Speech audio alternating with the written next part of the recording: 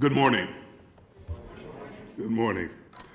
Well, this is a great day, for indeed it is a pleasure that we here in Nashville have come to a place where indeed we have circled our wagons and prepared to address the issue of HIV and AIDS in a way such that we can even give voice to the idea of Nashville ending the epidemic.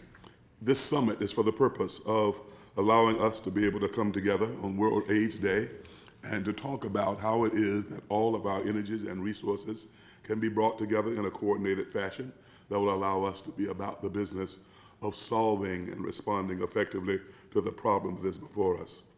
So we're blessed this morning in that in order to kick the summit off, our mayor, Megan Berry, is here with us. She is the 7th mayor of the Metropolitan Government of Nashville, Tennessee. She's both the first woman and also, I guess, the first council person that has risen to the ranks of being mayor as well. We thank her for the way in which she has brought a perspective to who we are in this city that is driven by a determination to make sure that we ensure that in the midst of this time of sustainable growth, that there's equal opportunity as well as high quality public education, that the issues of safety are all woven into the fabric of who she is and what she's trying to do in a way that clearly has impact and significance for the question that is before us in this time. So without any further ado, I'm going to invite Mayor Berry to come, and I would ask you to welcome her as you should appropriately.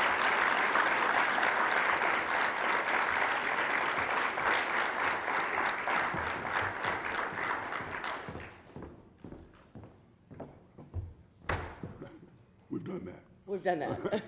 Thank you.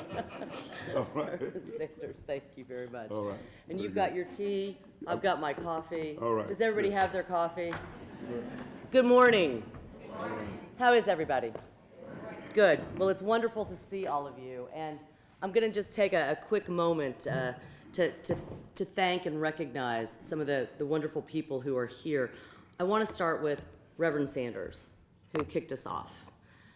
You know, Reverend Sanders has been key to these conversations, and his leadership over the years and being on the front lines of fighting both HIV and AIDS has been critical for our community. So can we please give Reverend Sanders a round of applause? I'm also very grateful to our hosts for opening up this beautiful space today, Meharry Medical College, as well as Dr. James Hildreth, who we're going to hear from in a little bit, as well as the Treatment Action Group, and the Southern AIDS Coalition, who sponsored this wonderful event. I also want to say a quick shout out to Dr. Bill Paul from the Metro Health Department. How many of you all had the opportunity to read his op-ed today in the Tennessean? Well, if you haven't, go and read it. It's an excellent op-ed, and I know he was one of the key members of the committee planning for today. I've got two members of my staff here that I want to give a quick shout out to. Kristen Zach, who sits in my office, who is focused on health and health policy, as well as Herschel Warren, who does many, many things. And then I also want to take a moment and recognize the folks who really, truly got us here today. And that is all of the community leaders in the room who have worked on this issue for years and years to combat this disease. Your work on the front line, your work that has also provided not just advocacy, but also care and support for folks who are living with HIV, has made treatment and possibly a cure for HIV possible. And you're the reason that we get to talk today, and we get to talk about ending this epidemic once and for all, because that is what this is about, ending an epidemic. We've got to clap for that. The name of today is actually called Nashville's Ending the Epidemic Summit. And I'm really pleased to be here to focus on this because it's a goal that we've had, and that goal just seemed unreachable several years ago, but it's not. It is reachable because we have to ask the question, what does ending an epidemic look like? That's the question. We know that an end to an HIV will only come when there's actually a cure. Right now, we have 4,000 Nashvillians who are living with HIV, so we have to continue to use our collective will to push toward finding that cure. But we also know that we have a lot of tools right now to bend that trajectory and to bend it in a meaningful way. That means that we can reduce transmission rates to a point where any new HIV diagnosis is rare or even zero. Imagine the pain and suffering that we could avoid for Nashville families and our neighbors and our friends and our community members if we could take that number down to zero. And that's what we have to do today. We have to commit to making that happen because we have the tools to do it. Treatment for HIV has reached a point where those living with the virus can not only maintain healthy lives, but can also have virtually no risk of transmission of the virus. So that is what we refer to as treatment as prevention. We also have access to new medications that help those who are most at risk avoid even getting the virus in the first place. We also have tools at our disposal, but we have to have the science as well. So we now have to ask ourselves collectively, how do we end the epidemic? Well, I say it's time for our public policy to start following our science. So in order to use effective treatments, people living with HIV, of course, first of all have to be diagnosed. So we have to have testing.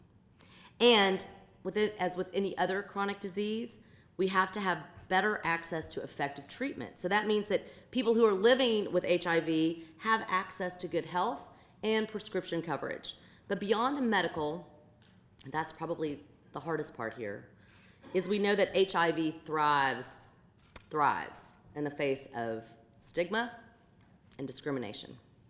So we have to work to break down those barriers, because if we break down those barriers, we can really bring this disease into the light. Only then are we absolutely going to reach those folks who are undiagnosed or who are at most risk for developing HIV. And we can only do this together. We have to have everyone in this room and also beyond. So many of our community, as I mentioned, have already laid the groundwork here. You guys have already done a great job. Today we're going to launch our planning process, and that's going to be the plan for Nashville, the plan to actually end HIV here. I'm looking forward to everyone today participating and making sure that your voices are heard. Let's do two things. Let's commit to break down the barriers, and let's commit to educating our community so that those who need the care and support get it. And let's also commit to continue to do all of the hard work that we need to do to end this epidemic. And let's start by doing that right now, today. Thank you so much.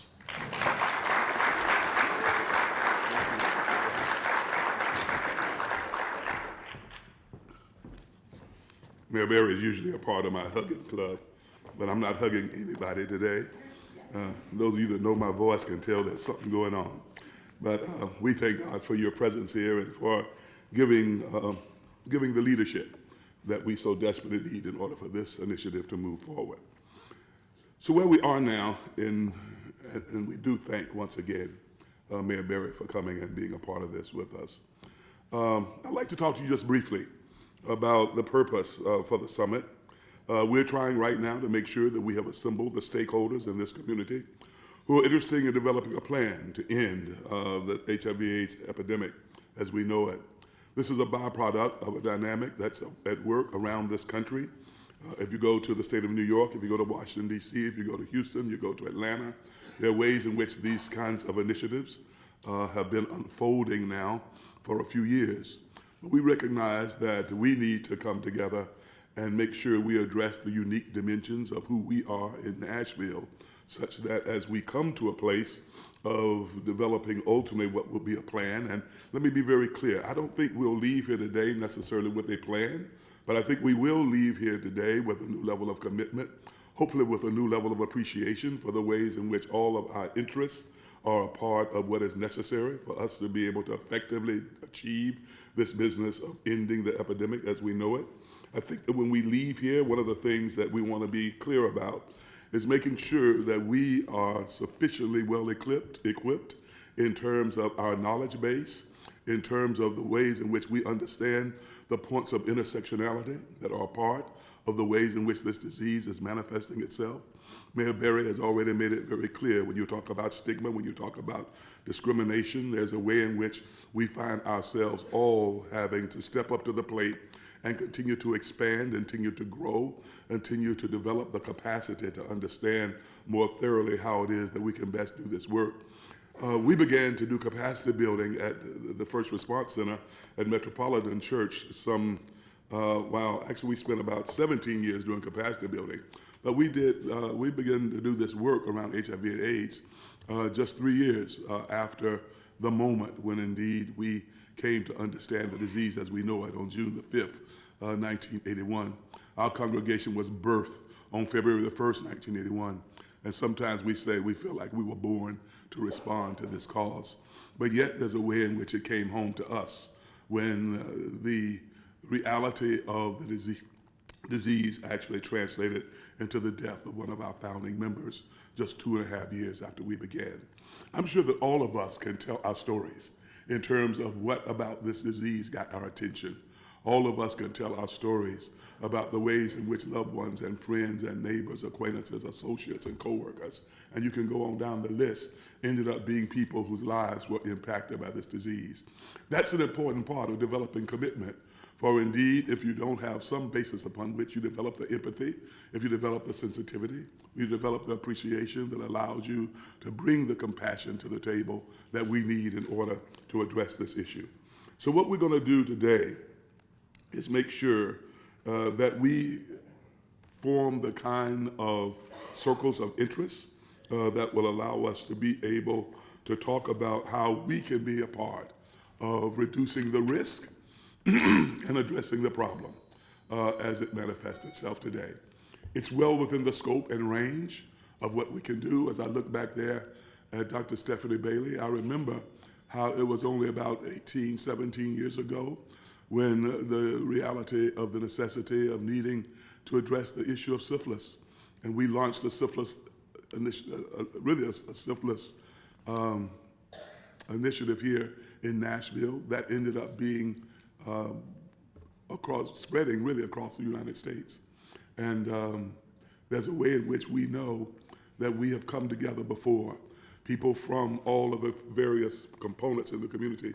We know what it's like to try to bring people together from the faith community, people together from the education community, people together from those who provide the medical service, people together who are part of social service organizations, people together who are part of the criminal justice system, people together who have reason to understand that if you're going to address this disease effectively, then you find yourself having to speak forthrightly to some of the complex issues that are before us. So hopefully as we get to know each other, it'll help us to grow in terms of the ways in which we know and see each other. We know that the whole question of the ways in which various, the ways in which appreciation, we talk a lot about the ways we deal with diversity in our community, but we talk about also the fact that we have to be the people who learn how to be culturally competent, culturally sensitive, culturally aware. But I talk these days more than anything about what it means to come to the table with cultural humility. But cultural humility is when you're able to forthrightly step up to the plate and say, we really don't know. There are ways in which there are a lot of things about this problem that have challenged us in a fashion that I think is very special. But I'll say this to you and introduce Dr. James Hildreth to you. And that is, when I first came to this disease and to address it as a part of our faith community, one of the things that sustained my passion was the realization that if you effectively deal with HIV and AIDS, you will find yourself dealing effectively with all of the social ills that haunt us and hurt us and keep us from being all that we can be in our community.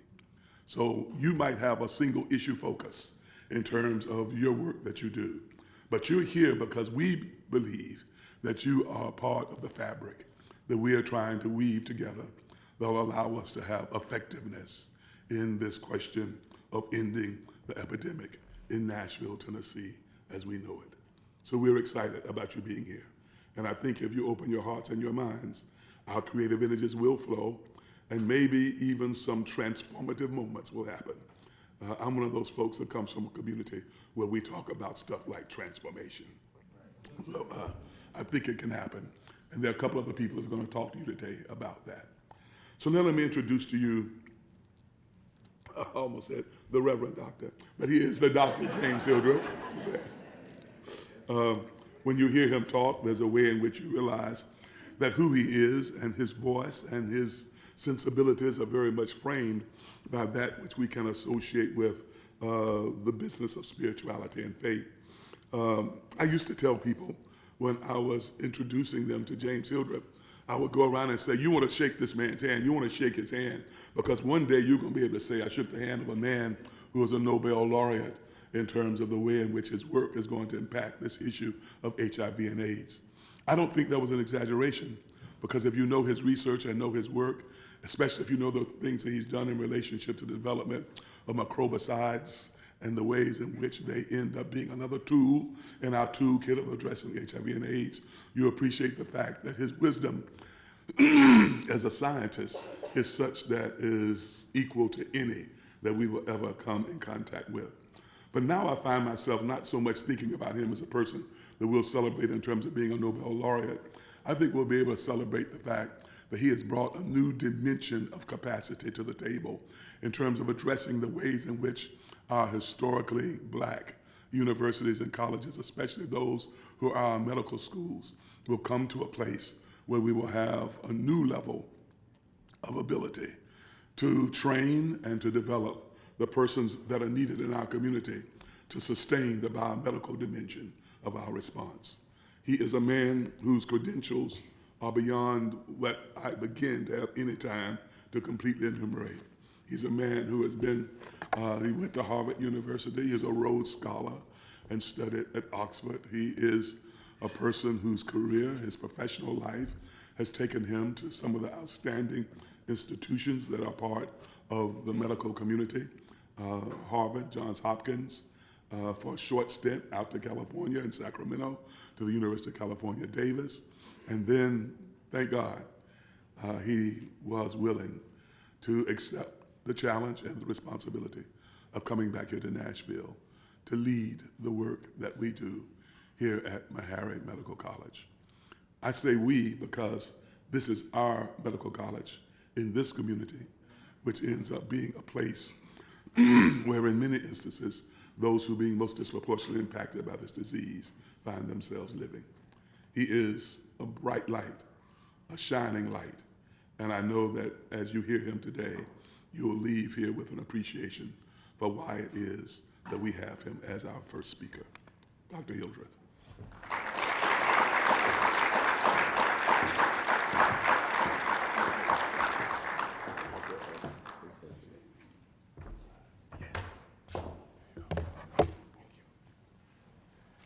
Good morning, everyone. First, I'd like to thank the mayor and all of those involved for organizing this really important conversation today. As Ed pointed out, I've been involved in HIV research since 1986, and I need to tell you a little story about my time in medical school. So I was a medical student at Johns Hopkins, and I started in 1982. And my very first rotation as a medical student was internal medicine. And the first patient I took care of, literally almost the first patient, was a young black woman, about 22 years old. She had just given birth to a baby, and both she and her baby were HIV positive, and there was quite literally nothing we could do for them except treat the symptoms and really watch them expire. My plan was to become a transplant surgeon, honestly, but after having that experience, realizing that HIV was going to be a significant challenge for immunologists, I changed my plan to do HIV research. So despite being president and all the challenges it involves, I'm still a scientist. I still have an active laboratory. And as a matter of fact, on this day, World AIDS Day, my latest paper appeared this morning. It's a paper on HIV as a Trojan exosome. I'm not here to talk about my research, of course, which I love to do, but a snapshot of that is that we believe that HIV achieves biological diversity despite having such a small genome by acquiring proteins from host cells.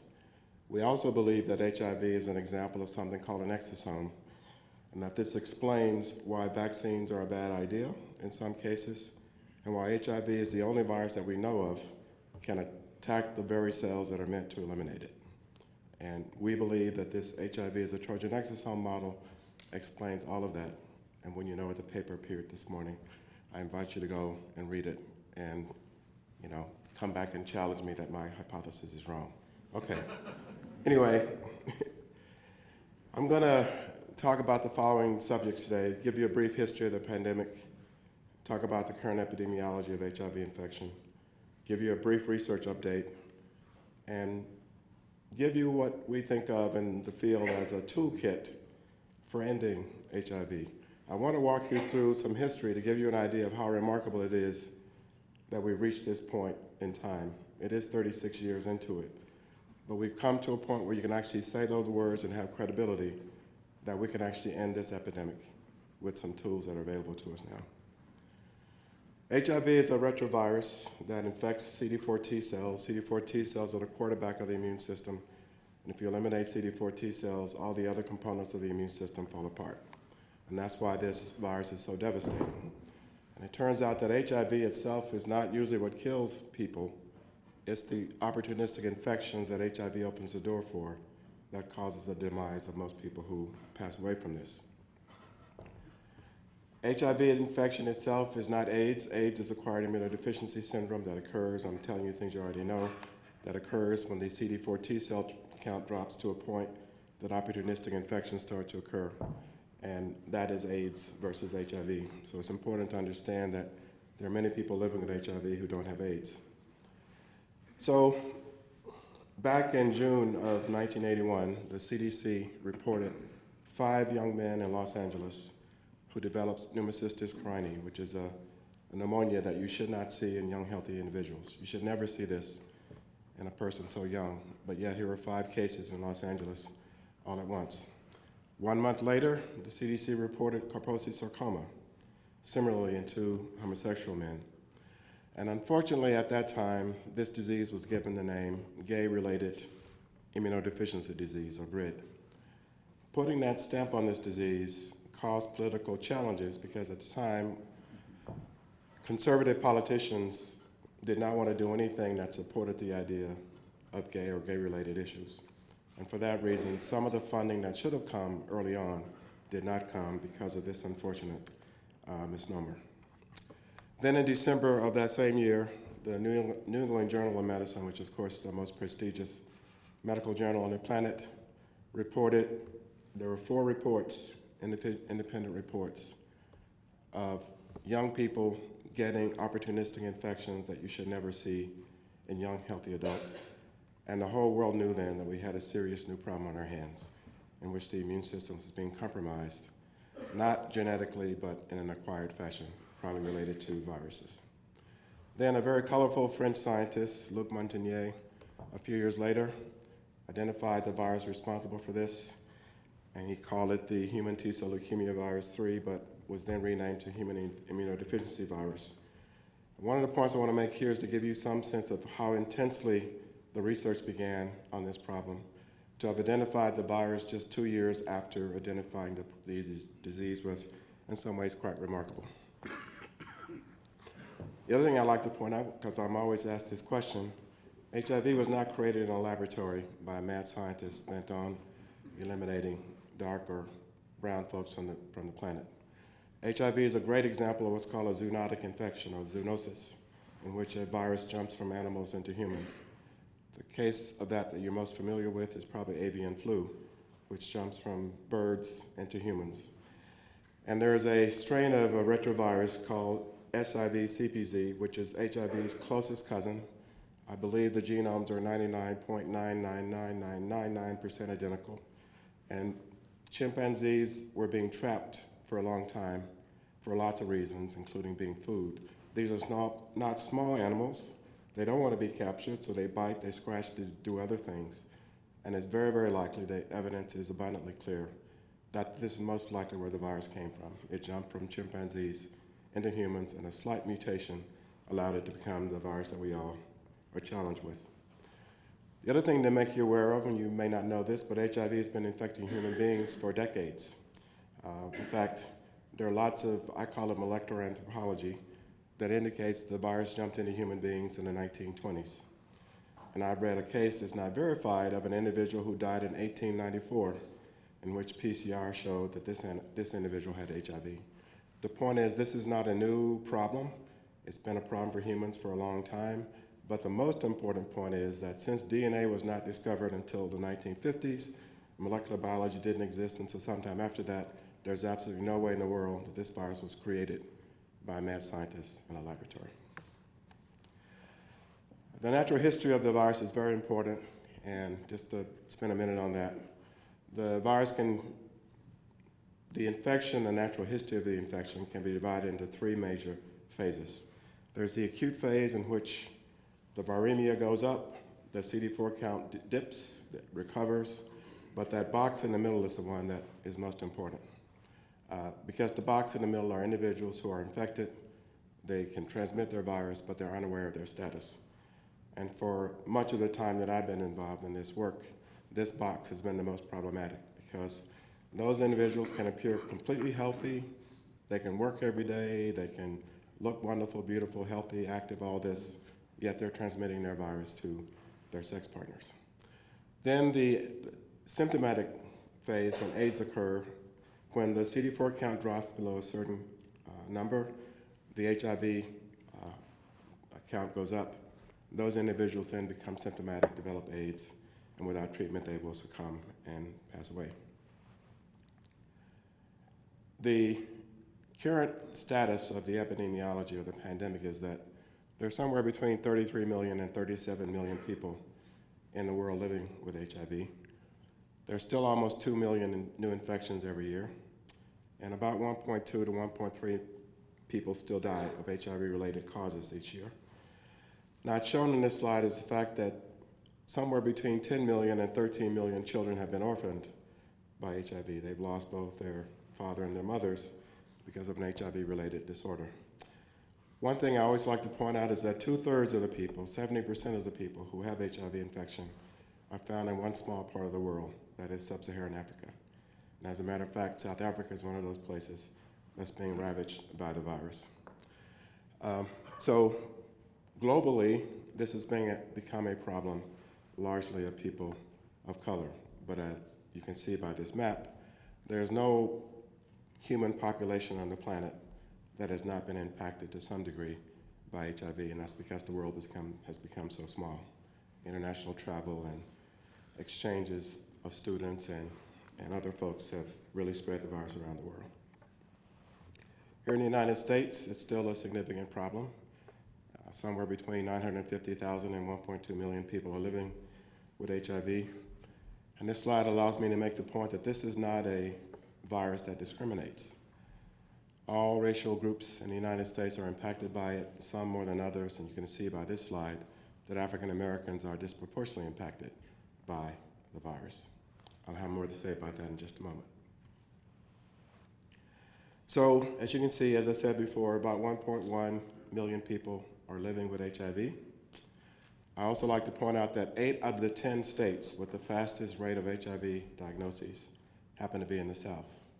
They include Texas, Louisiana, Mississippi, Georgia, and Florida. So the Southeast has become the new place where HIV is the most challenged. The other thing that's significant on this slide is that 1 in 7 individuals in the United States who are infected are not aware of their status. And in some parts of the world, that number would be closer to 1 in 5 to as high as 1 in 3. The other thing you'll notice on the bottom left corner is very important, that over the last decade, between 2004 and 2014, the rate of diagnosis of new HIV infections overall went down by 19%. But in Black and Latino young men who have sex with men, it increased by 87%. So while there's good news in some respects, there's not so good news in others. And the high rate of HIV infection and transmission among young men of color who have sex with other men is a continuing challenge that we have to face. And this is a disease that is one of those health disparities that we're focused on here at Meharry Medical College. As you can see, African Americans only make up 12% of the population, but we account for 40% of all the new HIV diagnoses, and I'll have more to say about that in a moment. And about half of the folks infected with the disease, 45% or so, as you can see in the top right corner, 19,000 African Americans are currently living with HIV or diagnosed with HIV. And as you can see also, most of those folks are in the Southeast. So 2/3 of the African Americans who are living with HIV or newly diagnosed with HIV are in the Southeast. And in the middle of the slide, this is a point that gets a lot of attention and deservedly so. Among African American men who have sex with other men, 1 in 2 are HIV positive. And in some parts of our country, that number might be an underestimate of the problem. But also you can see 1 in 20 African American men overall and 1 in 48 African American women overall are HIV positive. But the point is that globally and nationally, this has become a problem largely of people of color. Thankfully, there are now more than 20 drugs approved to treat HIV. And this slide just makes the point that HIV has several unique enzymes that are required for its replication. And over these 3 decades, scientists have developed drugs that target those enzymes, including the reverse transcriptase that copies the RNA into DNA, the protease that chops the precursor protein into the necessary components, the integrase that allows the virus to insert itself into the DNA, and also there are now drugs that target the co-receptor, which is not a viral protein, but is required for its entry into cells. So I want you to remember that these drugs that we use, most of them are targeting a virus enzyme that is unique to HIV.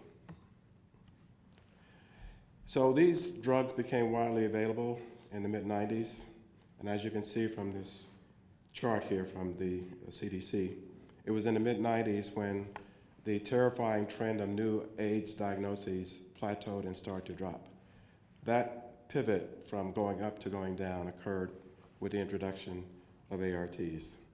And this is one of the most significant developments in the history of the epidemic when these drugs became available. But please also note that that orange-yellow line, that yellow line shows you that while the overall diagnosis of AIDS and stage 3 started to plateau and go down, the percentage of minorities represented in those individuals went up, continues to go up. And the current status is that about overall 70% or so, as you can see from this chart, in some cases, of those individuals are either Hispanic or Black.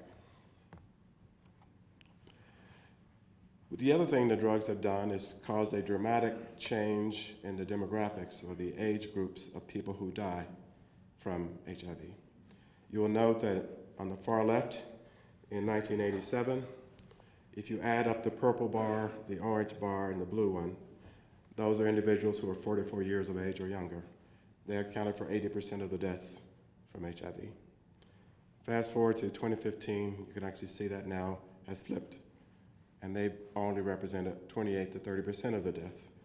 What this reflects is the fact that people with HIV are now living longer and longer, and that is why the demographics of people who die from the disease has totally reversed itself.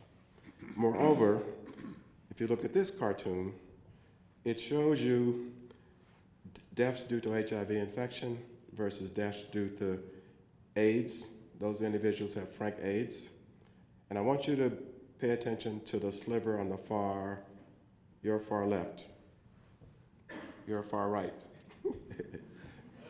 Anyway, this sliver right here, the one between the orange and the purple, what that indicates is that those individuals who've been diagnosed with HIV, but they've lived long enough that they're now dying of other things, cardiovascular disease, cancer, and all of this. So this also is an indication of just how far we've come, that there are now individuals who live long enough with HIV, they're actually dying of other things things that older people will normally get.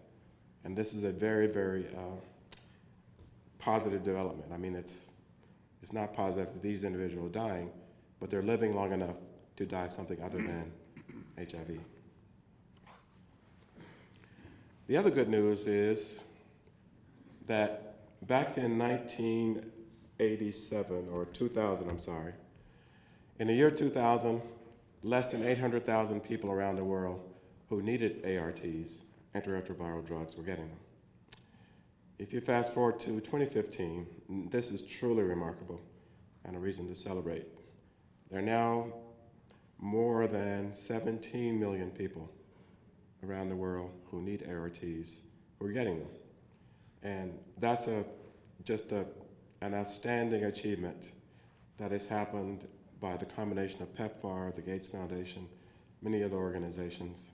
And this is something that is truly worth celebrating. And I'm not feeling you're not, that's better. Okay? That's a truly amazing thing to think about, that we've gone from less than 800,000 people getting these drugs to now more than 17 million. That's something worth celebrating, because that's 17 million lives that are going to be able to live their lives probably much longer than they would have otherwise. So that's a very significant achievement. So can we cure HIV? I heard the mayor say that we need to work toward a cure, and this is a huge challenge on a lot of levels. The main challenge is that this cartoon allows me to show you that HIV inserts its genome into the DNA of the cell that it infects and go into what you could call a sleeping or latent phase. So the DNA is there in these cells, but the virus is not replicating. But for as long as that person lives, because these cells have such long half-lives, that person is technically still infected.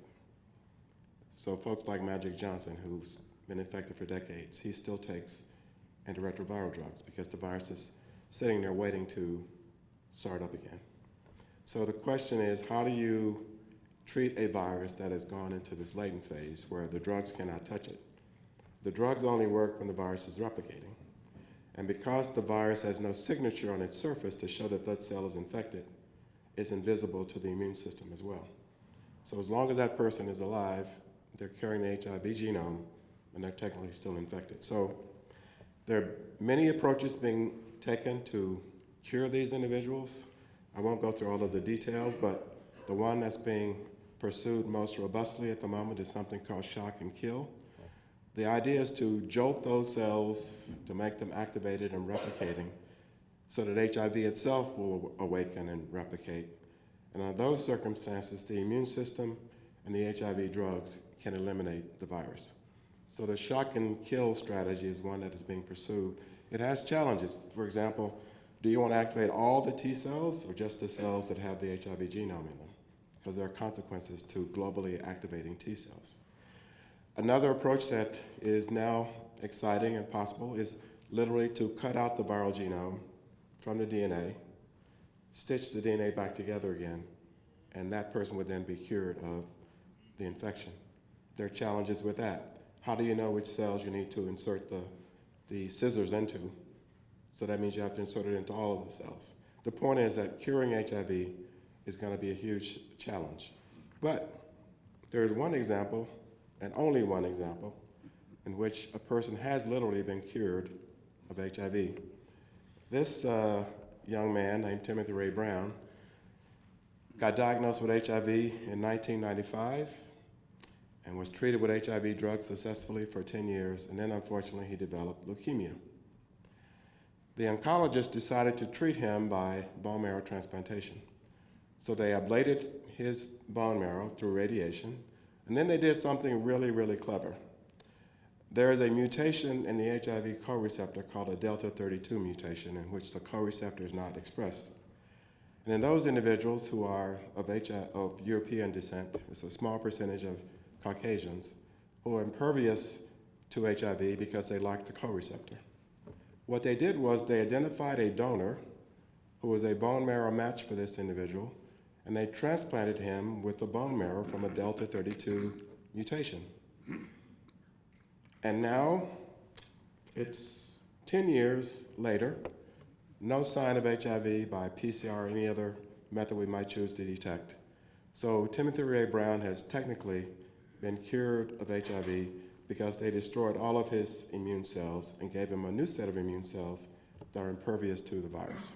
And for that reason, this is the only person on the planet who's technically ever been cured of HIV. And people always ask me, why can't we do this for everybody? Well, the idea of doing a bone marrow transplant on 36 million people, first of all, would be prohibitively expensive. And keep in mind, you have to find a match for every single one of those individuals. And finding a bone marrow match for 36 million people is certainly non-trivial. I would almost say impossible. So there's the cost, there's the problem of matching an individual to get the bone marrow from. But thankfully, this taught us a lesson, and we're developing approaches using stem cells to achieve the same thing. So at least 5 centers I know of, including Harvard and some others, they're actually using stem cell technology to try to reproduce this result in other individuals. So there are really 3 major ways that we can think about for ending the pandemic. There are therapeutic drugs. As you heard me say, there's more than 20 of these now.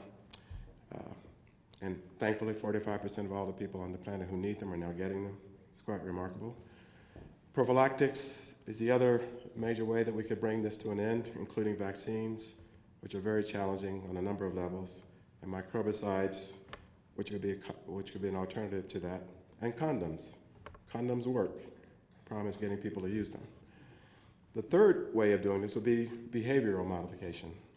If people began to practice safe sex starting today around the world, we know what that means, we could bring the epidemic to a close. But getting people to change their behavior is probably the most challenging of these 3. So moving right along, let me just say that there are a lot of reasons why vaccines are so challenging, but I just want to point out a couple. First of all, this virus mutates at such a rapid rate that a person who gets infected in January with a single clone, by the time you isolate the virus from that person in June, there are now multiple strains of virus in that person, and the genetic variation is truly amazing.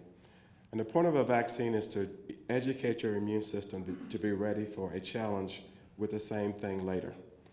So if you're not challenged with the same thing later, that vaccine is not going to work. So because HIV mutates so rapidly, a vaccine you administer to a person may not anticipate the virus they're going to get exposed to, and that's why developing the vaccine is so challenging. The other thing that's really challenging is developing immunity at the site of exposure. We still don't fully understand how to develop mucosal immunity, and that's where the immunity needs to be strongest, where the people are getting exposed to the virus. Microbicides are an alternative to a vaccine, and this is what we spend a lot of time working on in my laboratory.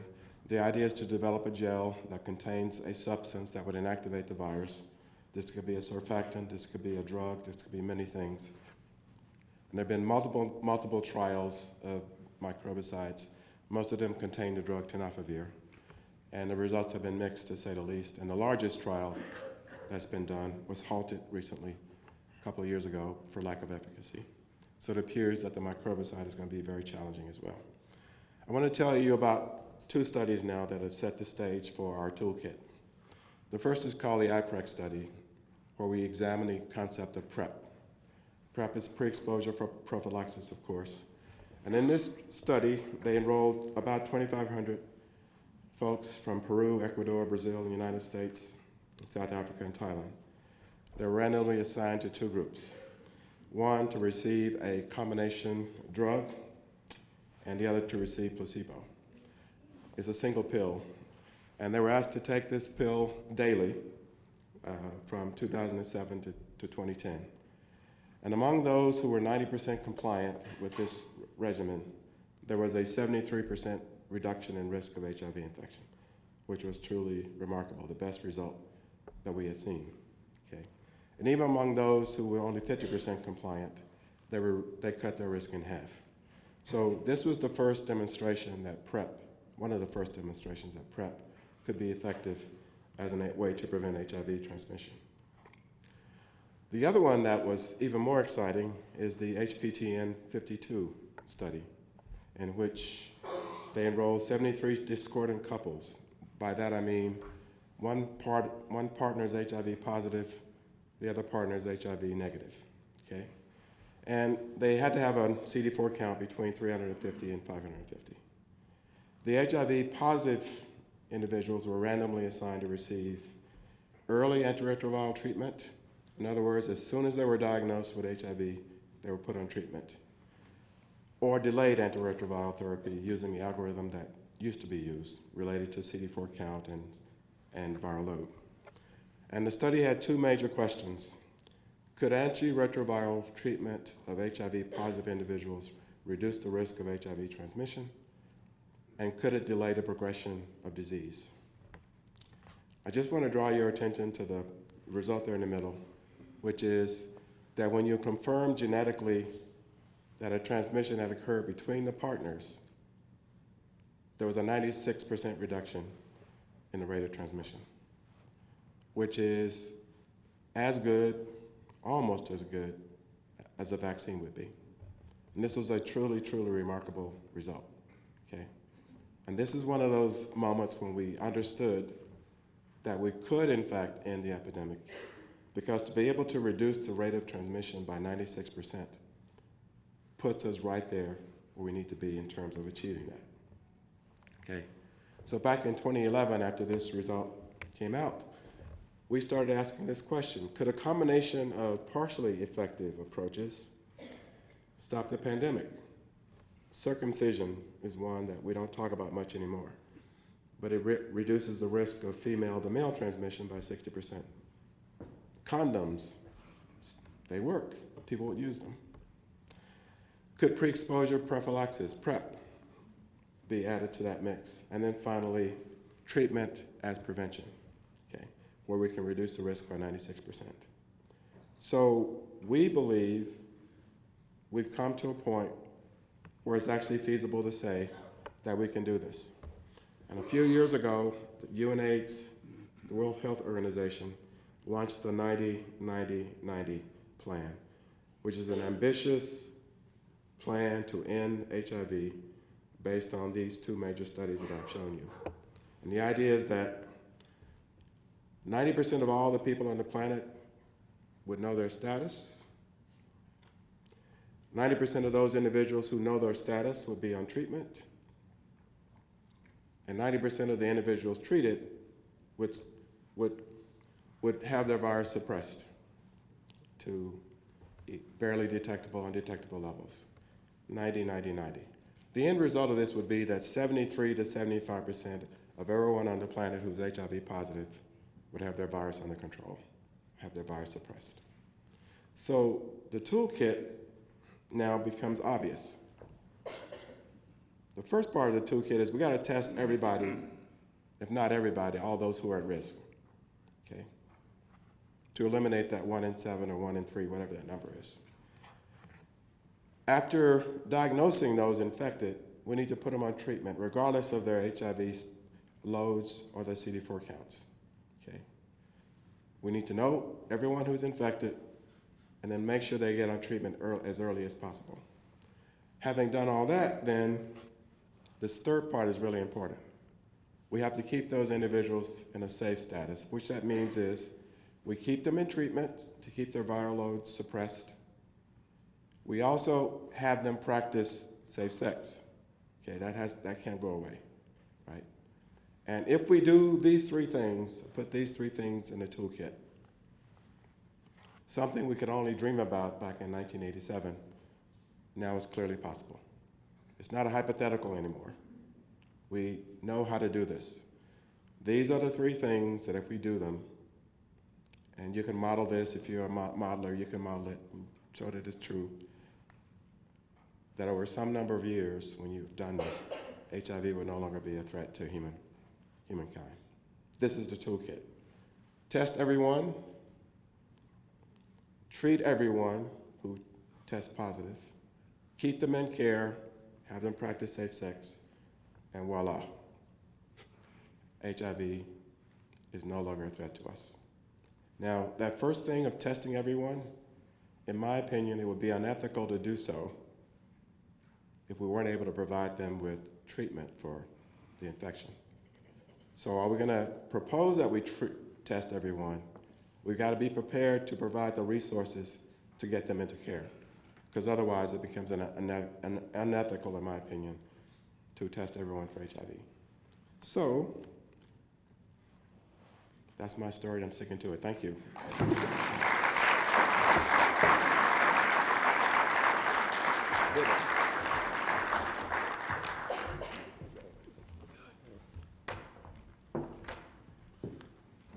Thank you, Dr. Hilder. Thank you, Dr. Hilder. I think it'd be important for me also, as I get ready to introduce you to Dr. Bill Paul, to just appreciate and acknowledge the fact that as Dr. Hilder was talking, I realized there are other persons in the room who are very important to the way in which what he was talking about is a part of the fabric of what we're doing here in Nashville. I saw Dr. Haas, who's back there from over at Vanderbilt. Again, another infectious disease doc who's leading an important initiative over on that side of town. Dr. Berteau, who's over here to my left, who is here at Meharry, who again is heading up and giving direction to some of the efforts. One of the reasons why I introduced them is that, is Dr. Rafante here today also? Anybody from his shop? Okay, you are? No? Okay. But what we've been able to see, though, is that when we effectively collaborate, there's a way in which the potential for creating the environment that will allow us to come to the place where there's an end to the epidemic as we know it is here. So I always want to appreciate those persons. Now, what that translates into on a more fundamental level is that we're dependent upon our health department. 10 years ago, in 2007, Bill Paul made a move from Chicago, Illinois, where he'd been for 15 years involved in the health department there. He came here to Nashville, and since coming has been a part of what I think of as being some, I think, very significant developments as relates to the overall health of our community. His investment in terms of trying to make sure that there was a model in place that included public health emergency response, a way in which he quickly recognized that in order for us to effectively do the things we're trying to do, we would have to be able to also figure out how to bring a prevention dimension to the work that we do that would allow us to be able to go forward in an effective manner. His credentials are strong in terms of having been an undergraduate at Stanford University and then doing his work as a person who was becoming a leader in his medical training at the University of Wisconsin in the whole area of internal medicine. And also, I'm sorry, it's University of Illinois in the areas of internal medicine and infectious disease. At the rate at which I'm going right now, loss of voice and the rate at which it is happening, I will be sure that by the time I introduce Reverend Faison, that he will be able to pick up this baton if I need to pass it to him. But right now, please hear the voice of Dr. Paul.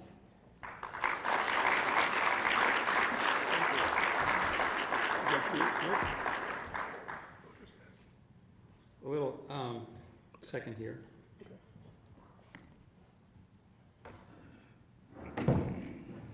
Oh, this is me. Good morning, everyone. Good morning. Thank you for being here. Thank you, Reverend Sanders. I am honored to be with you all, and honored, I guess, it's tough to follow Dr. Hildreth and talk about HIV. I'm a public health practitioner, and I don't talk about HIV all day, every day. But I'd like to share a few things about public health in Nashville and some of what we're seeing with HIV. Just as a reminder, a lot of us come to this focused on one virus, but one virus as a part of health and public health. The World Health Organization defined health, and this reflects kind of what Reverend Sanders said earlier, is that if you address HIV, you're addressing more than the virus.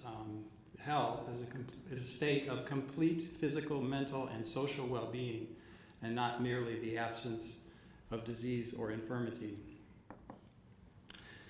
And when I give talks, sometimes people say, well, what do you do in public health? And one way of sort of explaining the job of me and my team at the health department is that I'm a doctor, and I have one patient, and my patient is the city of Nashville.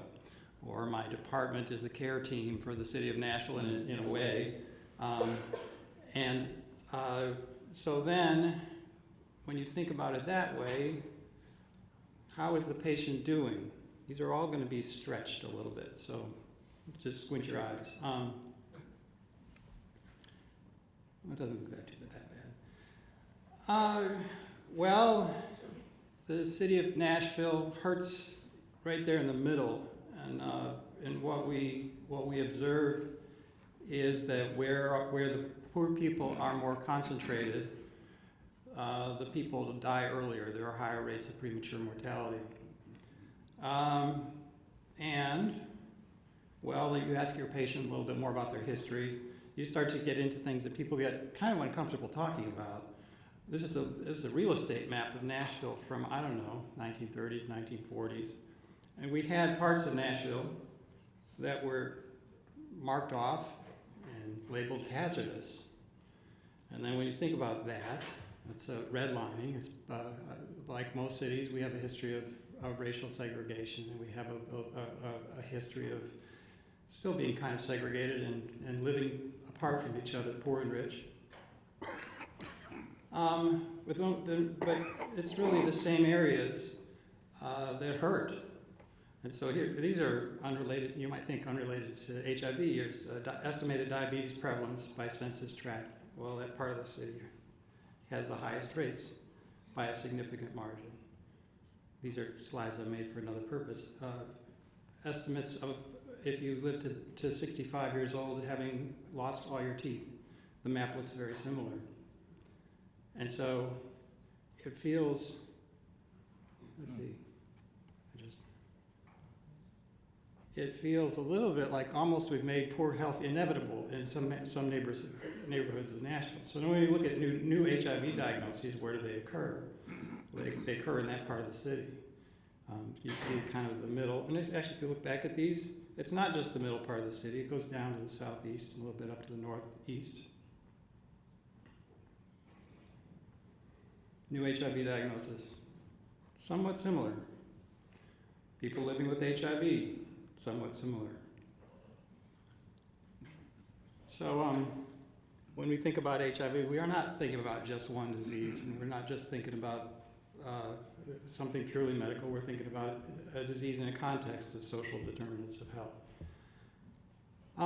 This is really looking at HIV numbers, and this is the rate of people living with HIV per 100,000, and it's from a few years back. But Nashville itself, like other cities, it has a higher rate than the state as a whole.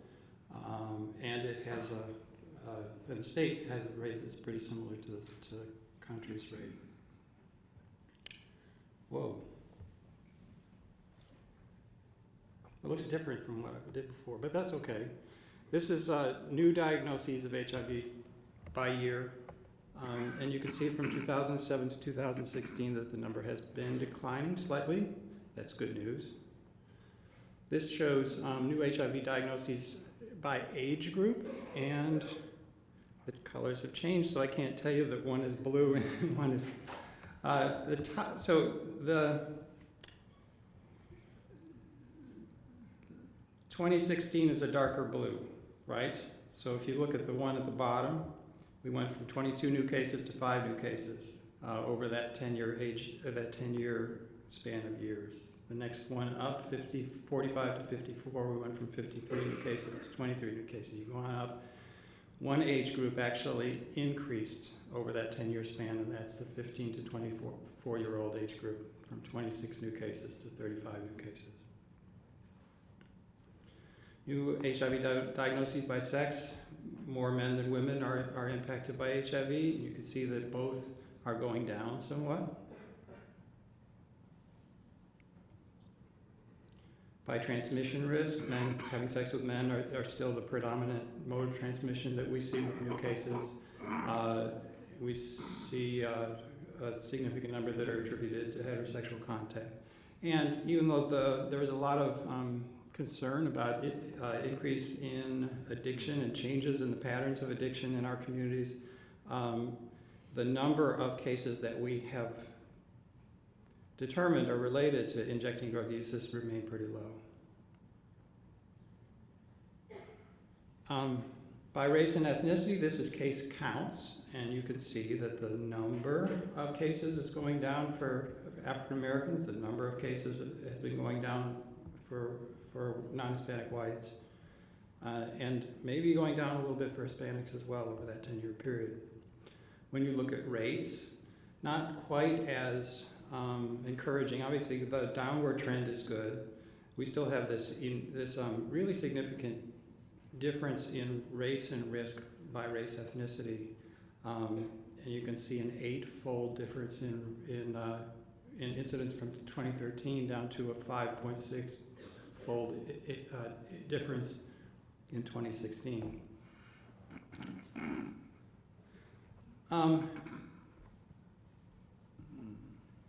We're going to have to talk about race if we're going to talk about HIV, and we've had this persistent difference in rates. There was a big cohort study done in Atlanta, and that identified or had found the higher risk of HIV in African American MSM. But it was not from a difference in number of sex partners. It was not from a difference in unprotected sex. It's really kind of from a difference in social determinants of health, if you will, health insurance status, and partner pool. And so what we see in this really kind of reflects that the maps that I saw, that you saw earlier, that racial disparities in HIV are kind of downstream effects of racism, stigma, and racial segregation. So how are we doing on treating the epidemic? This shows the cascade of care, thanks to the folks at the state for a lot of these numbers and for this as well. Out of all those who are diagnosed, 73% of our new cases are linked to care within 90 days. Now, we would really like to see 90% of them linked to care, and we'd like to see them linked to care within 30 days. So there's some room for improvement in linking people who are newly diagnosed to care. Of the folks who are diagnosed, 47% are retained in care, and we'd like to see that number rise as well. And then, again, out of the number who are diagnosed, 43% have demonstrated viral suppression.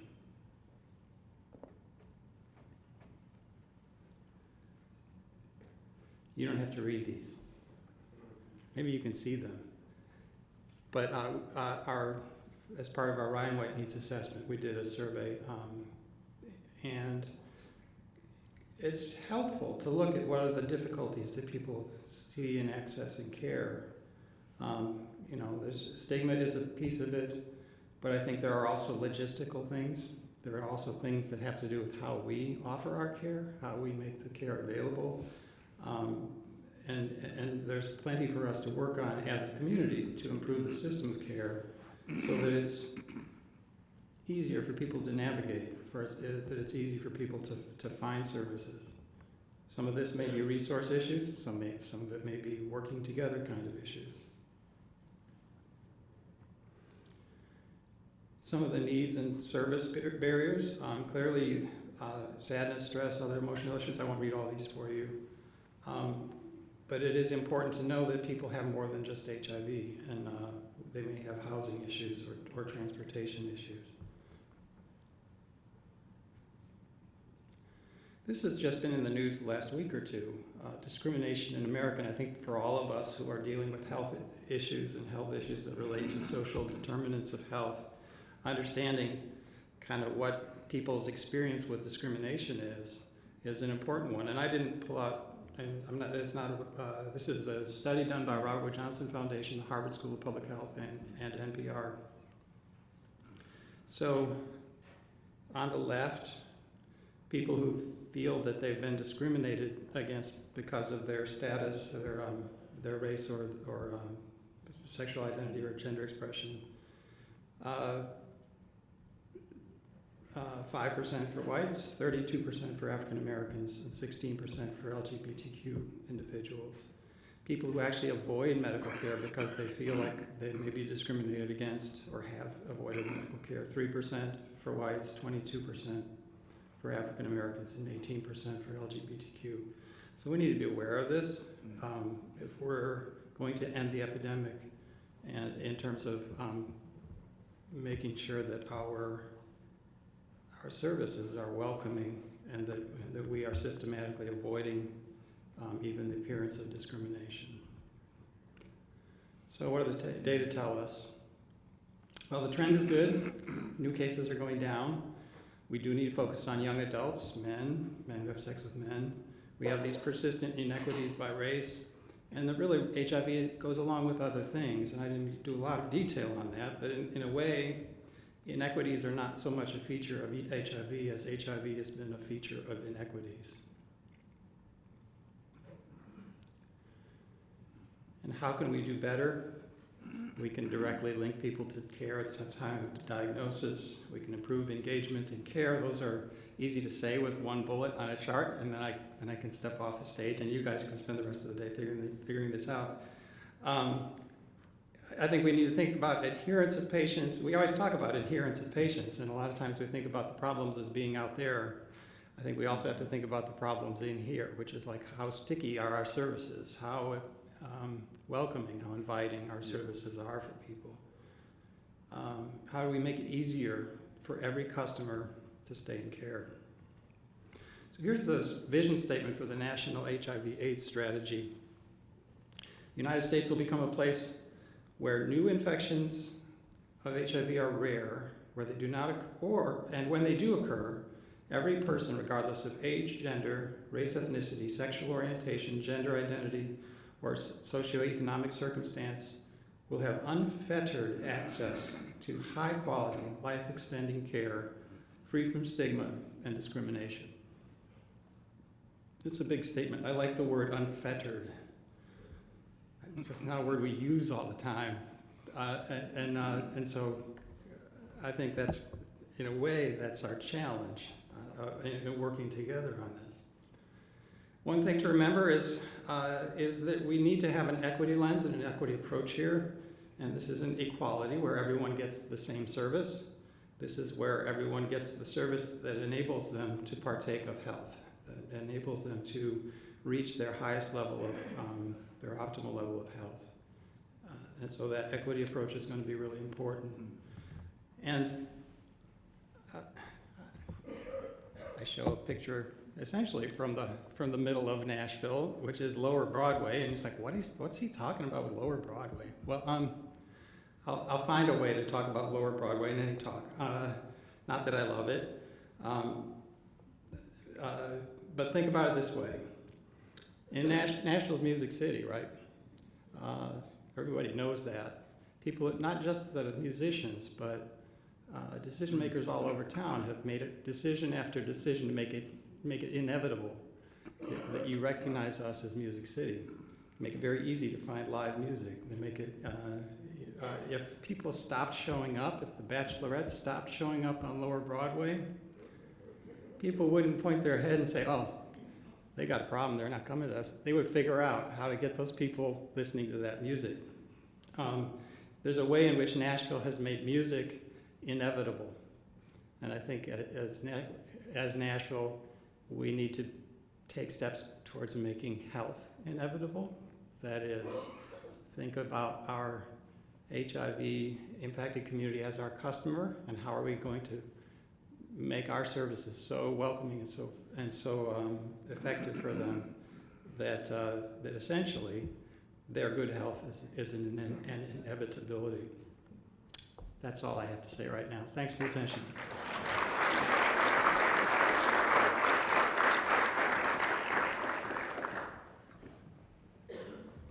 So we've heard from the mayor. I would be greatly indebted to anybody who would bring me a glass of water right now. Okay.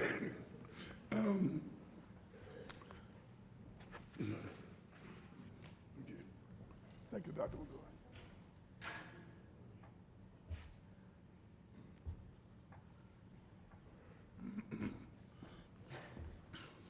Reverend Faison, you were out of the room when I said that when my voice completely goes out, you're the designated step-in person, okay? So, yeah. All right. We've heard from the mayor, we've heard from Dr. Hildreth, we've heard from our health department and Dr. Paul. One of the things that obviously we have to do, since all of us represent leadership in terms of the various agencies, organizations, and programs that are represented here, we are the ones that are the gatekeepers. There's a way in which the issue sometimes ends up being, how do you weave together? How do you talk about developing more effective ways of collaboration, building coalitions, and having what I would refer to as a collective impact upon whatever the strategies are that we develop. We are next going to hear from Linda Peck-Schmidt, who might start working your way around this way, all right? But Linda Peck-Schmidt is actually the founding director of the Nelson and Sue Andrews Institute for Civic Leadership at Lipscomb University.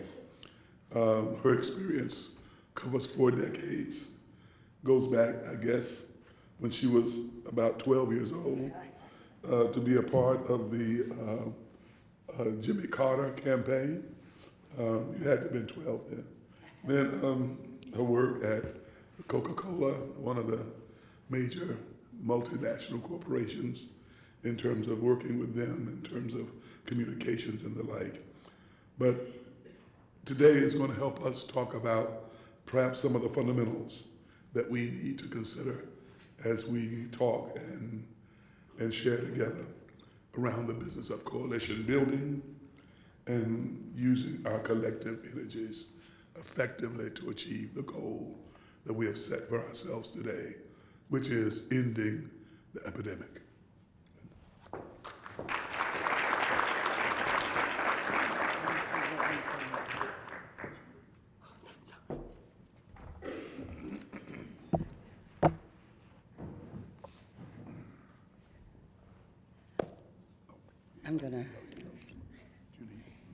I'm gonna walk. First, I think we need just a stretch break. Everybody want to stand up and stretch just a little bit before we keep going? I think we need it after all of the really good and somewhat depressing but also hopeful information we just heard. So, okay, sit back down. Don't leave the room. I'm here today to challenge you after you've seen these 2 amazing presentations, and thank you, Dr. Hildreth, for all the work that you've done over the years and for this wonderful presentation of the work that you and others are doing to help end the pandemic. I also want to thank all of you for being here and to thank Dr. Paul for asking me. I want to challenge you today to dare greatly.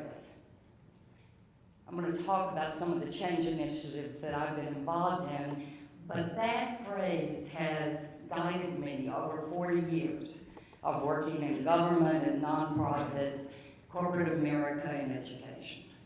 Does anybody know where that phrase comes from? Teddy Roosevelt. Teddy Roosevelt gave a speech called the Man in the Arena speech.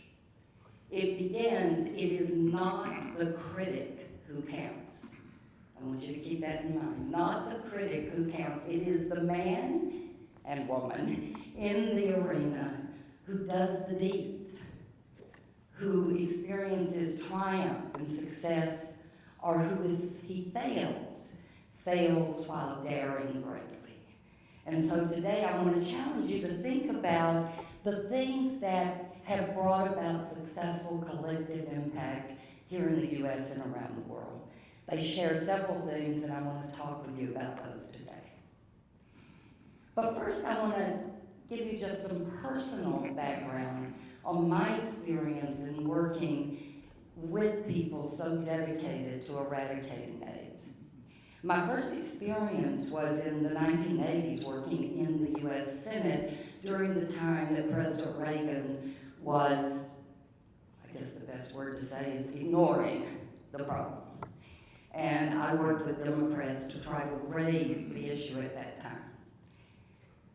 The next decade I was at the Coca-Cola Company, where I was really honored to work with a group of people to reshape how corporations look at their role in community improvement, in community engagement, their role as corporate citizens, and out of that came the corporate social responsibility movement, the idea that corporations should work with nonprofits and government and offer their competencies, their core competencies to the effort. In this case, the effort of the challenge of AIDS on the continent of Africa. And Coca-Cola worked with pharmaceutical companies and Doctors Without Borders to take the drugs that were needed outside of the cities into the villages, because what? Our core competency was refrigerated drugs. Doctors Without Borders competency was the medical help that was needed. And the pharmaceutical companies donated the drugs. So there were core competencies from two corporations and from one nonprofit brought together against a problem, and that was getting the drugs out of the cities into the villages around the continent. But we had another core competency at Coca-Cola, and that was marketing and education. And so we, throughout the continent, created advertising to help really overcome the lack of information and sometimes the wrong information, as Dr. Hildreth mentioned, that leaders in Africa were perpetuating.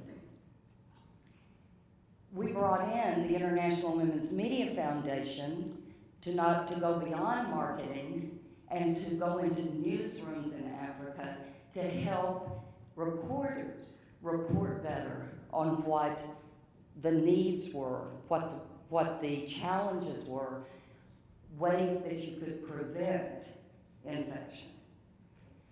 But what does all that have in common? Not just that it was corporate social responsibility working with sectors across, with other sectors. It wasn't here. It wasn't here. We were viewing the African continent as the place to put our resources. What I want to challenge you today is that we can do some of the same things, and other people have done the same things here in the U.S., not just on this issue, but on others.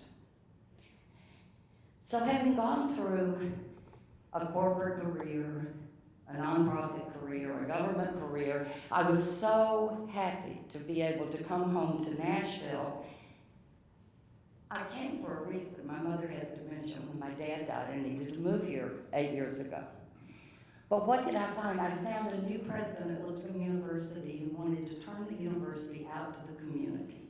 And he wanted to start a civic leadership institute. And so I was honored to be able to start the Nelson and Sue Andrews Institute for Civic Leadership, where we believed in that kind of model, and we taught that model of cross-sector leadership, of business and government and nonprofits coming together against a common goal and collaborating to bring about community change. We had a mantra there that I challenge you with today, and that is, great communities are intentional, not accidental. You are intentionally here today. How are you going to use your intention How are you going to act on it? We'll see you doing that all through the afternoon. But I want to share with you the first idea that we always give to our students when they start thinking about how do I intentionally create a great community? How do I intentionally create a program that will change our community in an important way? Marshall Gantz, who many of you may have studied, one of the great organizers of our age, he helped Cesar Chavez start the Farm Workers Union. He helped organize the boycott. There are people old enough in this room to remember the grape and lettuce boycott. But for the last 30 years, he's been applying what he learned with Cesar Chavez to other major initiatives, including many health initiatives around the country.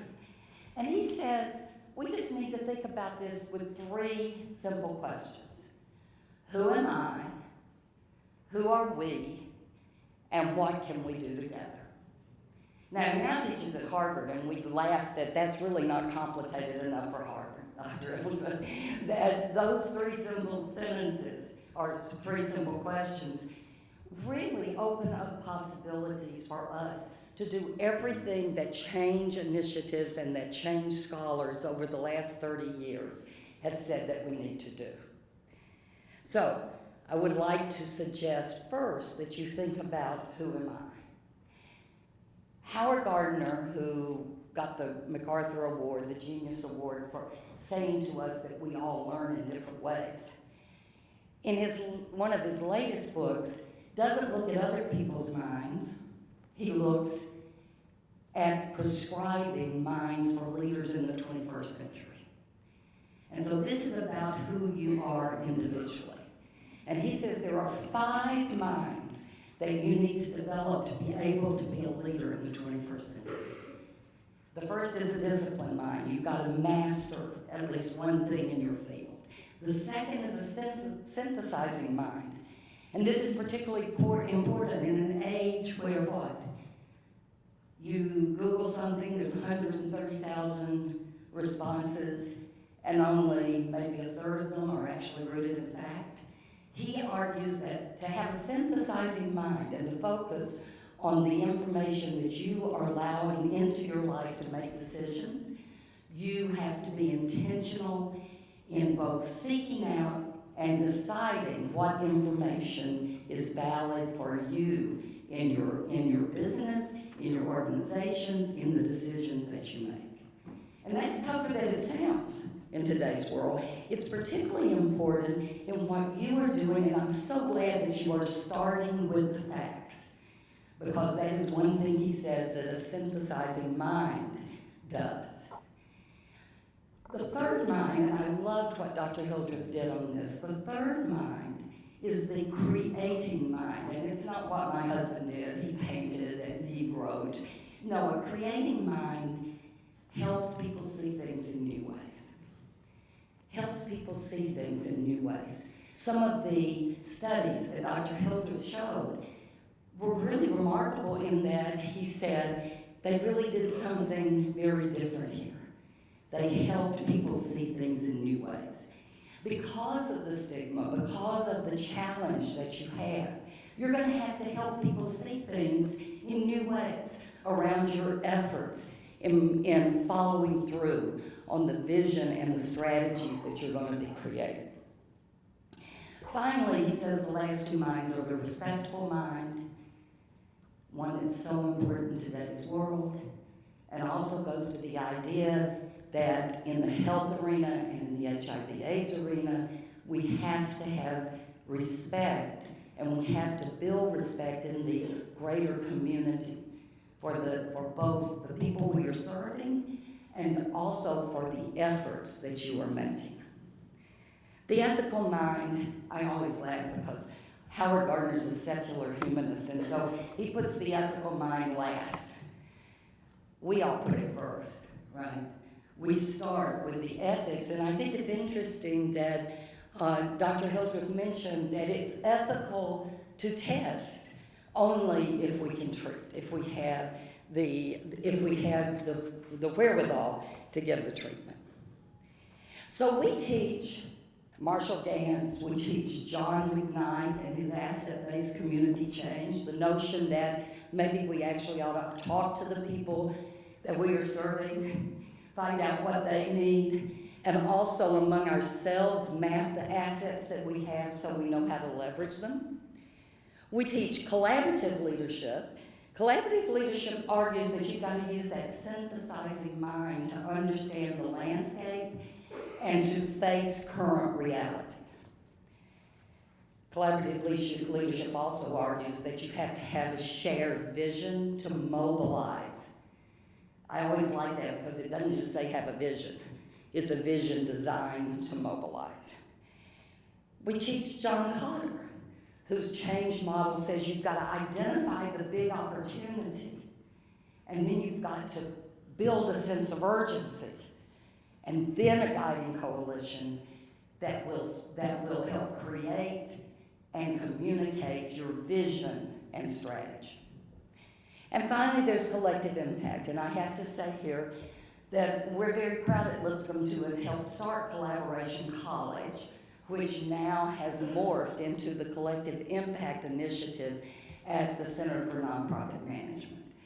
And I know that the second collaboration prize went to some of you who are working in the AIDS, HIV arena. Are any of you in the room today? Yes, good. Please give them a round of applause. So, what do all of those change initiatives have in common? First, a shared vision. Collective Impact calls it a shared agenda. I don't think that's strong enough. I push really hard for people to have a shared vision that is followed by a strategy with clear strategic priorities. So what do we see today? We've seen two visions, one from Dr. Paul, one from Dr. Hildreth. The one that really stuck with me because of its clarity was 90-90-90. The 90-90-90 vision was then followed by three simple strategic priorities, right? Test, treat, keep safe. Did I get that right? So think about that, Dr. Paul and others, as you put together your overall plan. I know you're going to be working in groups this afternoon, but collective impact comes from working against a shared vision. What is your shared vision for Nashville in ending the epidemic? So number one, they all have a shared vision followed by clear strategic priorities. Number two, they are systems leaders, individually and collectively. What does that mean? It means that everybody in this room needs to know what everybody else is doing, and you have to come together to do asset mapping, and to figure out how, and this is hard because system leaders leave their ego at the door, okay? You're going to have to look at, are we duplicating? Is there a way that we can better apply our resources against the activities that need to get the outcomes to reach our goal? And I always get some frowns when I say that. But if you can do that, if you can decide that you are going to look collectively at your assets, look collectively at your funding, look collectively at your resources, and make sure you are accessing everything in our community, business, government, and nonprofits, and our educational institutions. Make sure you're engaging all of those because it's not all about money, right? It's not all just about the funding. And I have only a few minutes left, so I will quickly run through this. You want to do what John Cotter says. The people who are successful in this area, after the agenda, after being a systems leader, after asset mapping and deciding that you're going to share resources, you decide that you're going to be accountable to each other against measures that you have decided on. And you're going to have constant communication to make sure that what you are doing actually is producing the outcomes. And that can get scary. It can get scary, right? Because you saw the test that may not have come out the way that you wanted to. But you know one way that FDR was so successful? He just kept throwing things at the wall, but if they didn't work, successful in bringing about the end of the Depression. If they didn't work, what did he do? Stopped, started something else. So we have to be open to the idea of failure. We have to be open to the idea that we may have to shift some of what we're doing if we are being honest with ourselves against measurable goals.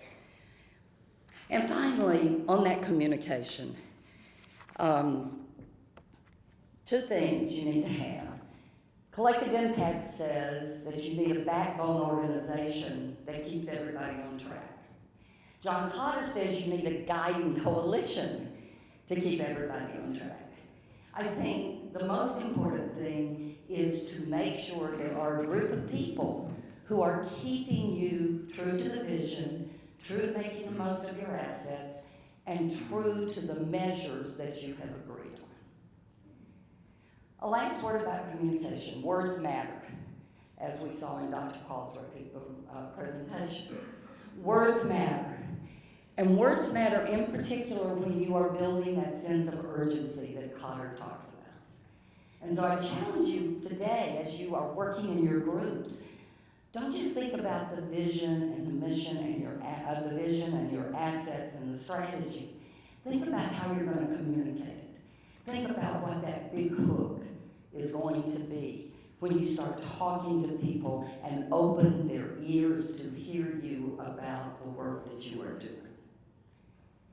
I'm going to close with the story of Esther, because it's my favorite story. And you didn't think somebody from Lipscomb was going to get away without quoting the Bible, right? Esther was a reluctant leader. She was a beautiful woman in the king's court, and her uncle said, please go to the king and ask him not to kill your people, the Jews. She said, why? Why me? Why do I have to do this? And he asked, how do you know it's not for just such a time as this that you were placed in the king's court? And so I challenge you, you're here with your intention to end the epidemic. Think about the fact that maybe you are here for just such a time as this. Thank you.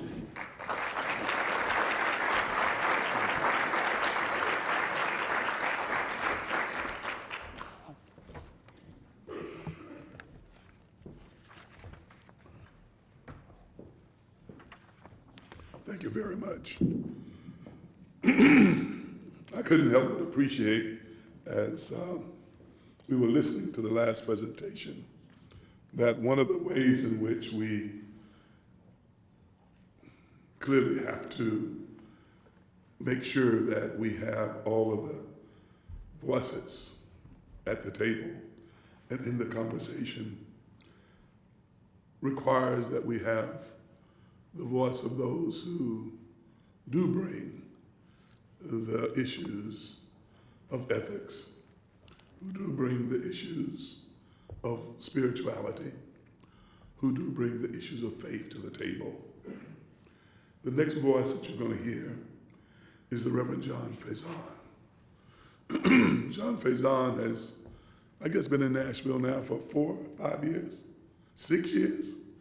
6 years, and the impact of his presence, I think, is of great significance. One of the things that he has done, though, has been a part of an initiative that was driven and is driven to this day by the NAACP, which talks about looking at HIV/AIDS as a social justice imperative. And he is one of the ambassadors for that initiative, and I think that he comes well equipped in that his background includes, in organizational terms, some experience in the military, but also the training, the education that was framed by his study of political science, and again, at a later point in his life, the study of practical theology. I love the language, practical theology, in a way that means that we take our faith, we take our relationship of deity, and translate it into that which has practical implication. He's a person who I think we will benefit greatly from hearing, the Reverend John Faison.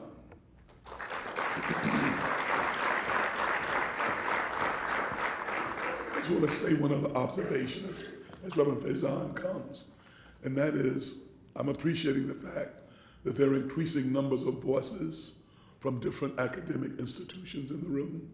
One of the things I did not say is he serves on the board at Belmont College. So we've heard the voice of Lipscomb, we've heard the voice, we will hear the voice of one who's involved in giving direction at Belmont. We have the voice of Meharry, we have the voice of other institutions in this community that have made it a part of their agenda to address this issue. And we're very thankful that he's here with us. Thank you.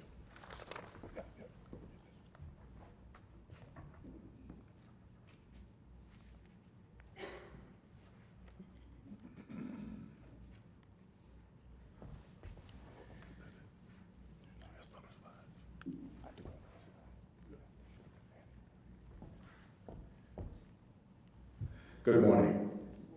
Let me first of all greet you and say thank you for joining us today. Thank you for your investment at this time. It is certainly a moment that demands our attention, and it is certainly a worthwhile effort. Thank you to Kristen Zach for her leadership from the Mayor's Office in this capacity.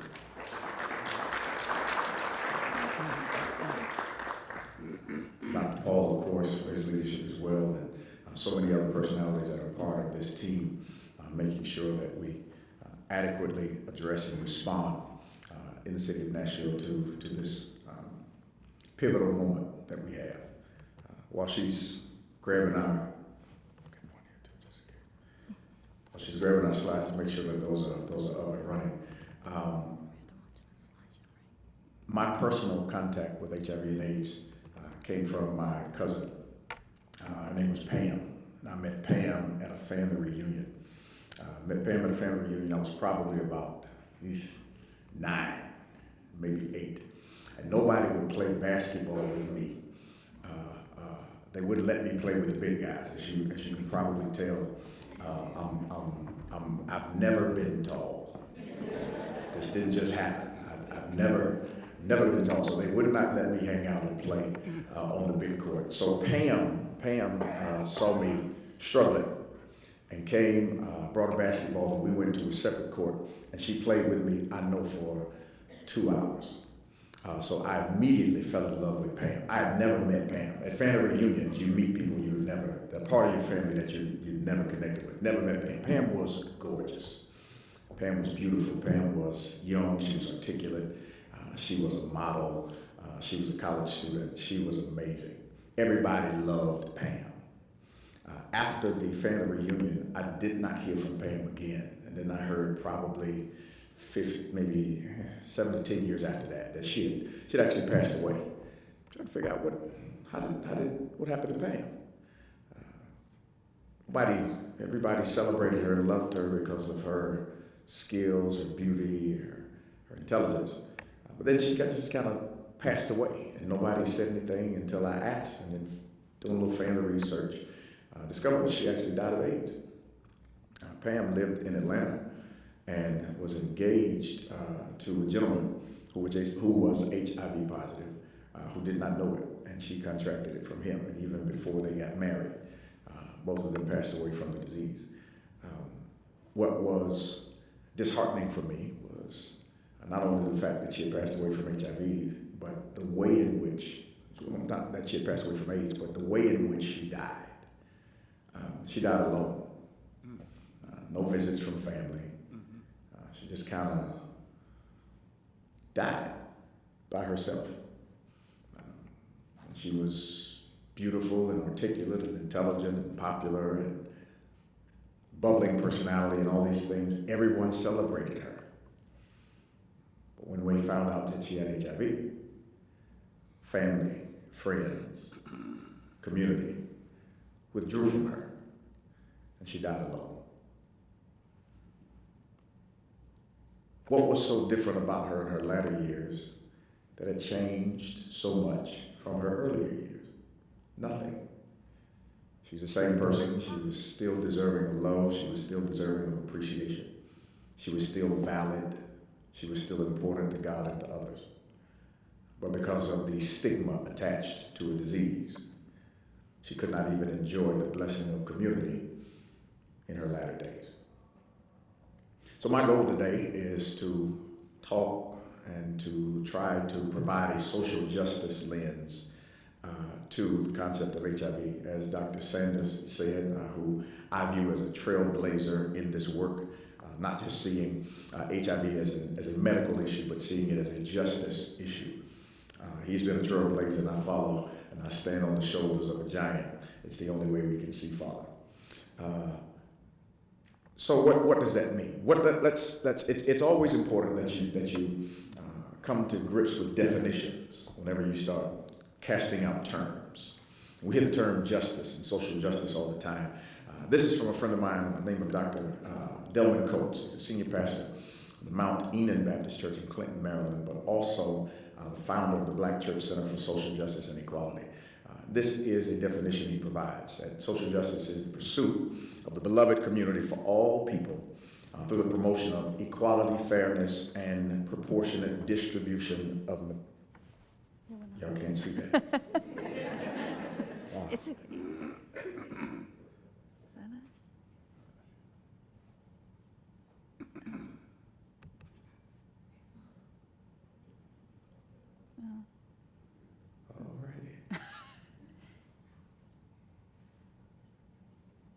Is Donnie here? Hi, Donnie. They're working on it. Let me first say, this is not their fault. This is my fault. I sent my slides in late. It's not their fault. This week, my wife had an emergency root canal, and it got infected. And she's been in the hospital for a couple of days. And I am married with 3 children. One is in college. There we go. So when one of the drivers of the family taxi service goes down, it throws everything kind of out of whack. And so we got our stuff in late, but we want to make sure that you're able to see. Everybody can see that now. Awesome. The pursuit of beloved community for all people through the promotion of equality, fairness, and the proportionate distribution of material resources. So everybody get that part. There are 2 pieces to this definition. The first part speaks of equality, fairness, and proportionate distribution. But the second part of the definition talks about by confronting unjust systems, governments, policies, practices, and power relationships. So there are 2 components here. There is one that gives equitable distribution, but also there's an understanding of barriers that are in place that also need to be removed and addressed in order for social justice to really become a reality. Does that make sense? Yes. Give you a visual image. I believe Dr. Paul had a version of this image in his presentation as well. So equality says, let's give everybody the same level of resources, right? Same level of resources, the same level of access. The reality is, even when you do that, everybody doesn't begin from the same place. Everybody doesn't begin from the same spot. So there are both burdens and barriers that need to be addressed in dealing with justice. It takes, as Dr. Schnatz said, a systems view, a systems approach.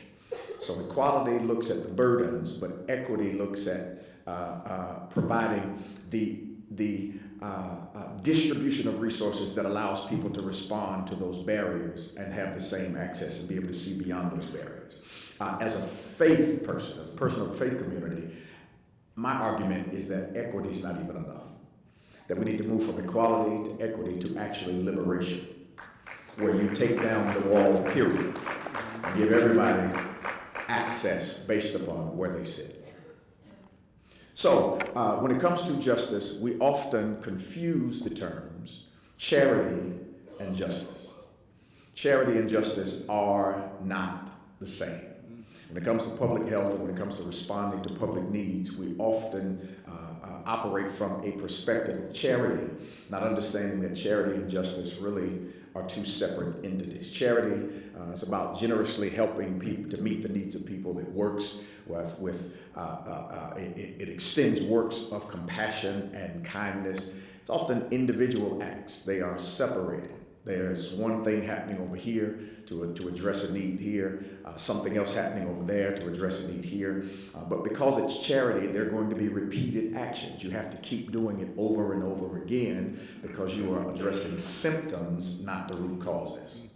Charity is also comfortable. You feel good when you do charity. So it may actually serve the charity giver more than it perhaps serves the charity receiver. Because we get warm and fuzzy feelings, we get photo opportunities when we do charity. It makes us feel good, but it deals with what is happening. Justice, on the other side, is a different kind of approach. Justice is about maintenance of a system of equality without partiality. It's about arranging and critiquing systems that are intrinsically and innately unjust. It challenges policies that make meeting these needs necessary. It's collaborative. To do justice, it requires a comprehensive net approach, a network. I've got to be cross-disciplined. I've got to engage in cross-disciplines. I have to connect with others who may be from different vantage points of mine that can help me spot my blind spots. Justice deals with root causes. It's often controversial. And it asks why. Not what is happening, but why is it happening? Like our friend from Lipscomb, I bring a faith perspective, and narratives are important. Narratives matter in terms of building faith connection and perspective and theology, but narratives are also important in terms of our approach to a justice view of ending the epidemic in Nashville. And there is a world-famous story in Luke chapter 10, best known as the Good Samaritan. Luke chapter 10, Jesus is having a conversation with the Jewish leader, and the leader asks Jesus, what is the greatest commandment? Jesus responds that the greatest commandment, that you love the Lord your God with all your heart, with all your mind, and with all your strength. And he says, the like is unto the first, that you would love your neighbor as yourself. Right? The Jewish leader asked Jesus, well, who's my neighbor? And Jesus responds with the story of the Good Samaritan. There was a man who was leaving Jerusalem and going down into Jericho. And on his way down into Jericho, he was met with bandits, met by thieves, met by persons who took advantage of him. They robbed him, they beat him, and they left him for dead in this particular area. Jesus then says that two people came by, a Levite and a priest. They all came by and they had different responses, but they really ignored the man's woundedness. Then there's a Samaritan. Samaritan in this particular story is pivotal because Jews despise Samaritans in this particular area that he is describing. And so the Samaritan stops, binds up the man's wounds, puts him on his own donkey, puts him in his own Uber, and takes him to the inn, takes him to the Sheraton, and tells the innkeeper, listen, here's enough to take care of him today. If you need any more, I'll come back and pay it. Clearly, the man has influence to be able to get credit for someone who's not even his family. When we talk about that narrative, we talk about that story, we always lean on the charity of the Samaritan, who was able to see the need and meet that need in that particular area. But we never ask why. Why? Why is this particular area between Jerusalem and Jericho filled with thieves? Why is Jerusalem and the authorities in Jerusalem, why are they okay with this particular road being filled with thieves, and there's no response from the Roman emperor and the Roman authorities. Why? It's well known in history and in scholars. They look at this area and say it was a well-traveled road by thieves, and people knew that they were susceptible to being attacked if they came this way. It was known information. Why is it that the Jerusalem Police Department chose not to police this particular area, but they policed all the others? Why is it? Could it be that perhaps there was some lack of employment opportunities along this stretch, that people had to rob and steal in order to meet their basic needs, and so this guy just happened to become an opportunity for someone who could not feed their children that morning to be able to feed them that night? Did they decide to build a major interstate on this road, which happened to fall in one of the bustling black and brown areas of the city, but when they put the road in, it took out all the businesses, and now all of a sudden it's a depressed community? Why is this road so bad? Charity says, let's help people in need. Justice says, why do the same people always have the same needs? It digs deeper, and it forces us to ask questions about both the need, but also our adequate responses to it. Give you a better picture. Charity versus justice is equivalent to the difference between a thermometer and a thermostat. A thermometer reads, reports, and reacts to the temperature around it. Charity pretty much does the same. It sees a need, reads it, studies it, reports it, and seeks to respond to it. But a thermostat is different from a thermometer. A thermometer reads the temperature in a room and just says what it is, but that's all it's really equipped to do. A thermostat is a bit different. A thermostat is on the wall. Small, seems simple. But when you set the thermostat demands that the room adjust to the temperature that's set on the wall. It does not adjust to what's around it. It demands what's around it adjust to it. And the reason the thermostat can do that is because behind these walls, it's connected to something much bigger than itself. And so as it sets the temperature, it has capacity to make the room shift and change according to the demand set on the thermostat. Justice does the same thing. Justice works not only to give people coats in the room if they're cold, but it demands that the tone and the temperature for the surroundings ensure that all of God's children are not too hot, not too cold, but everybody has the needs provided. So let's look at Nashville. Let's look at Nashville. This, of course, comes from AHU. We've seen a few pieces of information or graphics pulled from there already. Demographics in 2010. You see the population, and you can also see the breakdown by population. Asian 2.9%, blacks 26.8%, Hispanic Latino 9.6%, white 58.4%. Of course, you've seen an increase in this since 2010, but these are census numbers. Estimated HIV prevalence, rates, ratios by race and ethnicity by 2015.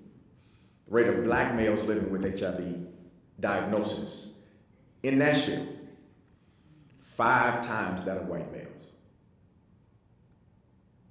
Rate of black females living with an HIV diagnosis is 11.3 times that of white females. Rate of Hispanic and Latino males living with HIV diagnosis is 1.6 times that of white males. Hispanic Latino females living with HIV diagnosis 3 times that of white females. In every instance here, white population is greater than the minority population. Yet the minority HIV impact is multiple times greater than that in white communities. You don't respond to these discrepancies with charity. You respond to these with questions and efforts of justice. This, of course, comes from AIDS view as well. This again, we're seeking to connect dots when it comes to justice. There's a correlation between HIV rates and poverty in Nashville by map alone. And you will see the concentrations fall right in those center regions that Dr. Paul addressed and talked about. You will also see that poverty coincides with the high HIV rates. Y'all, that's not a coincidence. That's right. It's related. In Nashville, people of color experience highest rates of poverty, so they experience highest rates of HIV infection. Correlation of HIV rates and high school education in Nashville. You look at the map again, you see the same concentration in the same areas. That's right. In Nashville, people of color have the lowest graduation rates. Lines up right with high HIV rates. This ought to bring particular alarm to us today, as we've just received some of the recent data concerning literacy in our city, where 2/3 of third graders are reading beneath the third grade level. There's also another less popular number, around 82.5% of black and brown kids in the entire metro school system are beneath their reading level. It's not coincidence, it's connected. Kids that can't read, school becomes an exercise in frustration. They're not going to be frustrated long before they drop out. When they drop out, according to this map, they become prime targets for one of our greatest scourges in society. Yes. HIV rates and income inequality in Nashville. Take a look at the map. Concentrations line up again. In Nashville, people of color experience the greatest income inequality. In Nashville, people of color experience the greatest HIV rates. Are we seeing a pattern yet? There you go. There is a pattern, and I'm closing. And I mean that. In church, I can say that 3 times, but I mean it. I mean it. In order to end the epidemic of HIV/AIDS in Nashville, our approach must be justice-based, not simply charity-driven. The methods used to address the social determinants of health are just as essential as the methods used to attack the disease itself. They are not disconnected. They must be synchronized. Any plan at all, that does not include strategies to effectively target and eliminate the racial, socioeconomic, and cultural inequities in our city is a plan that fails before it begins.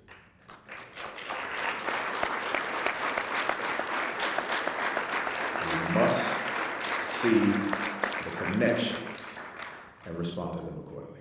Thank you. All right.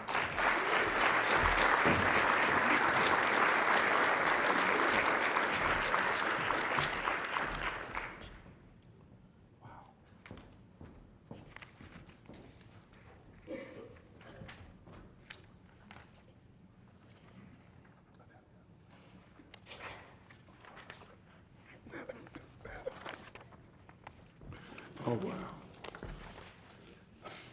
So, we've come to a great place to take a break.